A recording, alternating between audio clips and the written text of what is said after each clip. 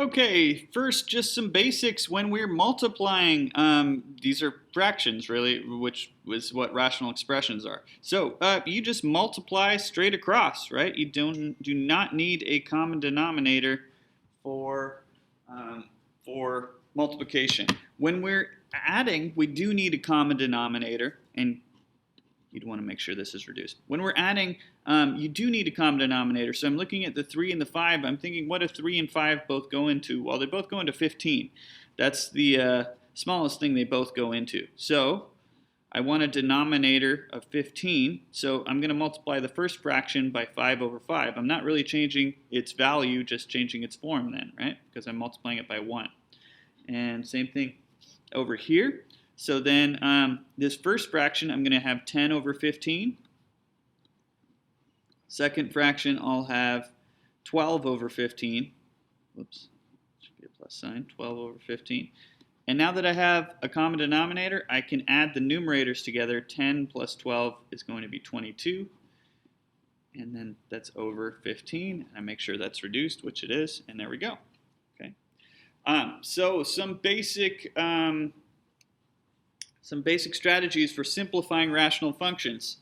If there's any factoring to do, you want to do that. And you want to combine the fractions like I did here.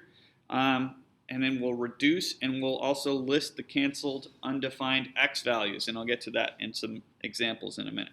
But there's some basic guidelines for the problems coming up. Okay? All right. So we're actually not going to be adding... that's going to be 7.4, adding and subtracting rational functions. But I wanted to just draw the distinction.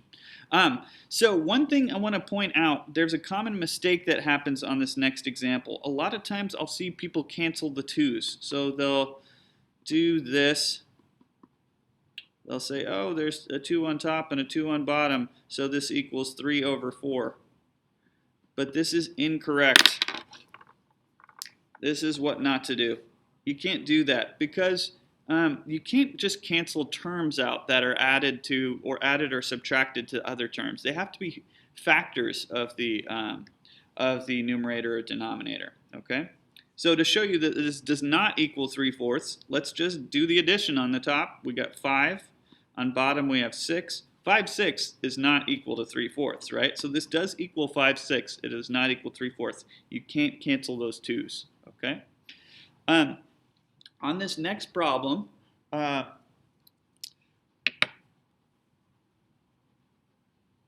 we can, so you can't cancel the 2's here again. I wanted to point that out. But we do want to do all the factoring that we can. There's no factoring in the denominator, but in the numerator, we can factor out a 2. There's a common factor there. Okay. And then what we want to do is look for anything that we can cancel out. Now, these two are not the same thing, so we can't cancel them as they are, but they're very similar, right? They're really opposites of each other. So what I can do here, these are opposite factors.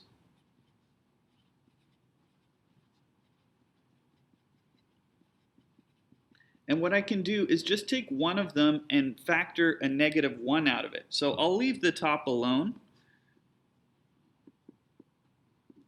But on the bottom, I'm going to factor out a -1. So that would change the sign of this and change the sign of that, right? So if you think about distributing that -1 back in, we'd get +2 minus x, okay? And now when I'm looking at these, I've got an x and a -2. So these actually are the same thing. So now I can cancel them out, and I've got -2. It's 2 over -1, so -2, okay? But here's the deal. We've also canceled, if you look at the original problem,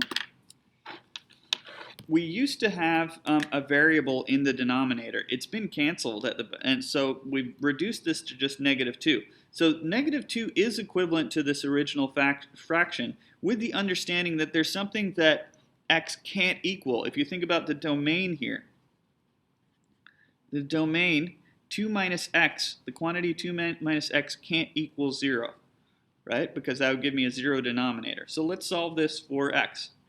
I'm going to subtract 2. and then multiply by -1. So that means this equals 2 with the understanding that x -2 with the understanding that x can't equal +2 in the original function. Okay? So this in itself is not quite equal to -2. It's equal to -2 with the understanding that x can't equal 2 in the original. So that's what I mean by list the canceled undefined x values. Okay. All right, let's try another. So on this next one, I've got factoring to do in the numerator and denominator. Not going to spend too much time explaining factoring. Hopefully you're pretty comfortable with that by now. But you know, you can do diamond problems. So on the top, I can do this. That's for the numerator. And then for the denominator, I can do this. Okay, I'm looking for two numbers that add to 1. Same two numbers multiply to -2. That's going to be +2 and -1. So that means this is going to factor like so, right? And then for this one, I'm adding to 2, multiplying to -3. That would be 3 and -1.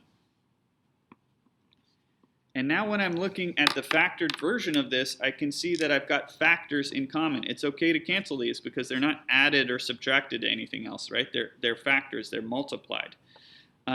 So now this simplifies to just x plus 2 over x plus 3. With the understanding that x can't equal -1, right? So that's where I'm going back. You could go back to the original problem, but it's easier to look at the factored version and say, oh, x can't equal +1. That would give me a 0 denominator. Okay. Sorry, I was off screen a little bit there.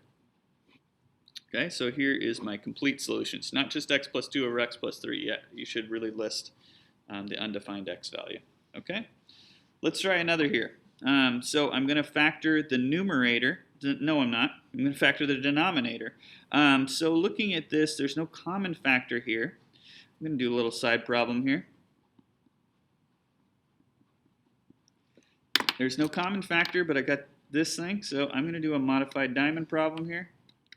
I'm going to take the 2 and multiply it by the 3. Okay. Then I can factor this with a diamond problem. Or maybe you can just think through, I need two numbers that multiply to 6. So I'm thinking 1 and 6, and I can add those to get 7 if both of them are negative. So it's -1, -6. Okay? But I'm not done there because I modified the problem. Now I've got to modify the answer back. In the beginning, I multiplied by 2. So now I'm going to divide the number parts by 2. Okay? And the second part is going to simplify to just x minus 3. The first part, I can't reduce 1/2, so I pull the 2 out in front of the x. And then the 1 falls to the ground. And then there's the factored version of that denominator. Okay? So going back to the problem itself.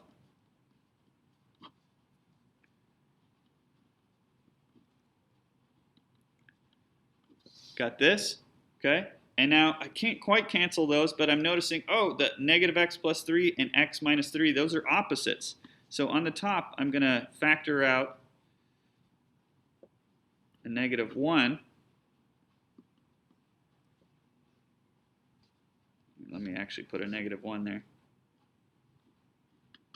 You can just write negative out there if you want, but you got to remember that you'll need the -1 up there as a placeholder when you do your reducing.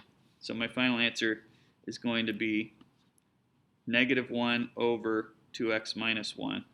And I've also got to think, wait a second, I canceled this part out.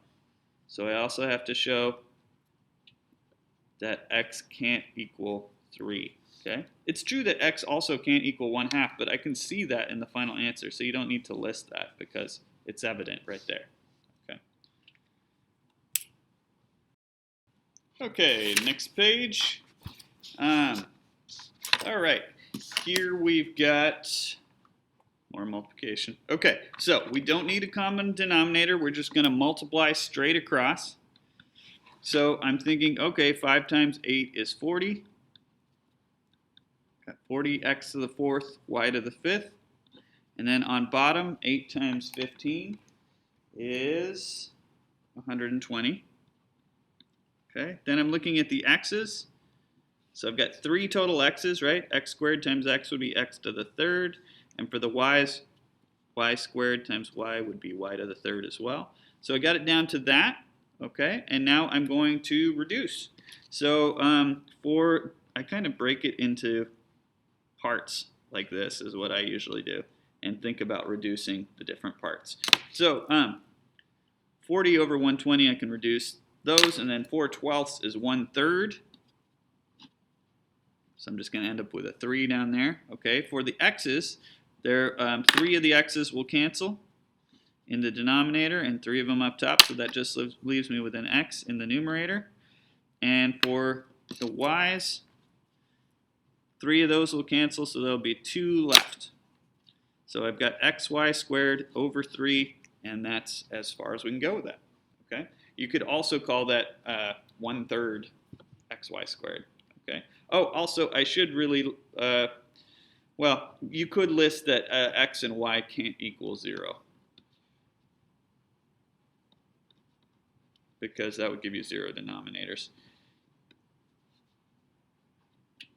Okay, so next up, we're dividing now, but there's not much different to dividing other than you flip the second fraction, then you got multiplication. Okay, so I'm going to start factoring as I go. So I can factor out x squared in the numerator here. And then I'm thinking, oh, I'll still be able to do some more factoring, but I'll get to that in the next step. Okay, and then the denominator is a trinomial, so we can factor it. Let's see, -1 times -3 is 3, and if you add those two together, you get -4. Okay, so that's that first fraction. I'm going to flip this around.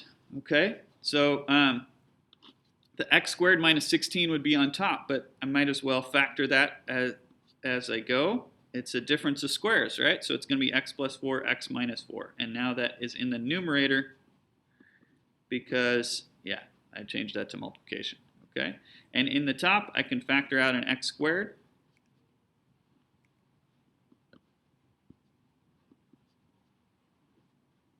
Okay, got it down to this.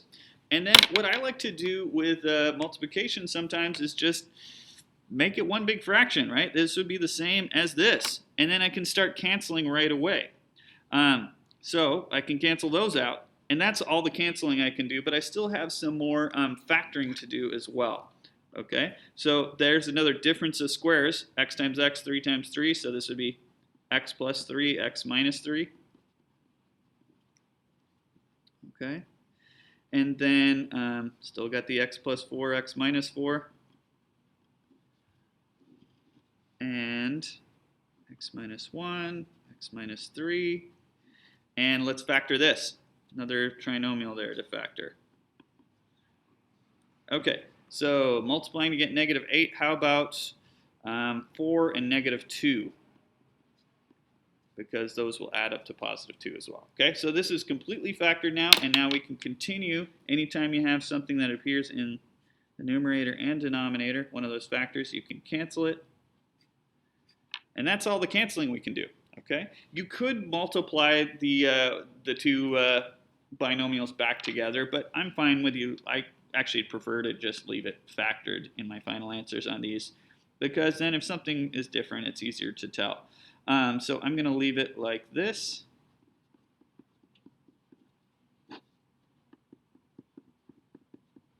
And then I also do want to list, I want to remember the fallen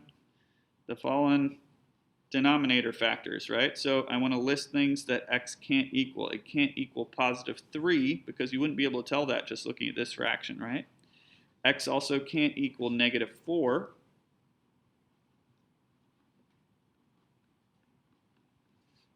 Okay, and then x also can't equal 0.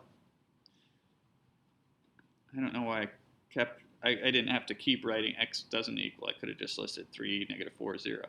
But that's what I did, and it's too late to change it, so there it is. Okay, all right, let's try another. So ones like this sometimes throw people off, but because I don't have a fraction here, but let's just make it a fraction, right? And then we can flip that upside down into multiplication.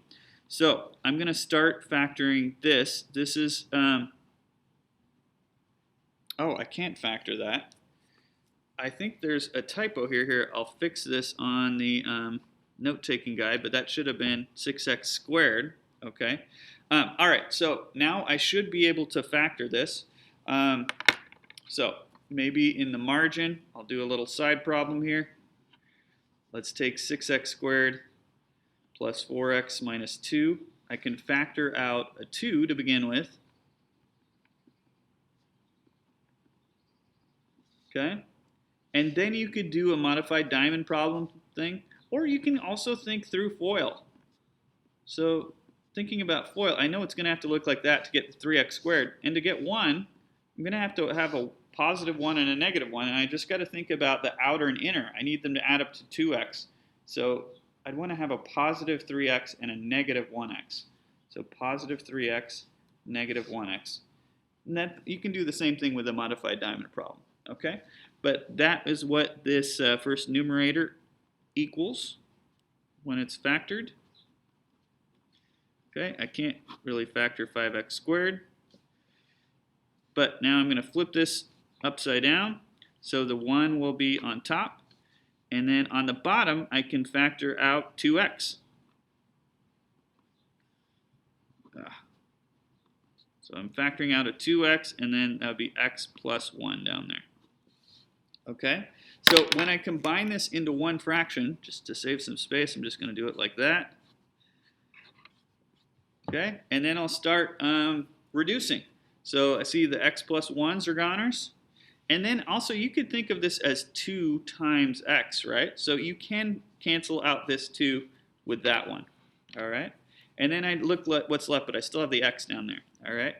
When I see what's left on top, all I really have is 3x minus 1. On bottom, I've got 5x squared and x. So 5x squared times x would be 5x to the third. And then I need to show, oh, this used to be a denominator here, so x can't equal negative 1.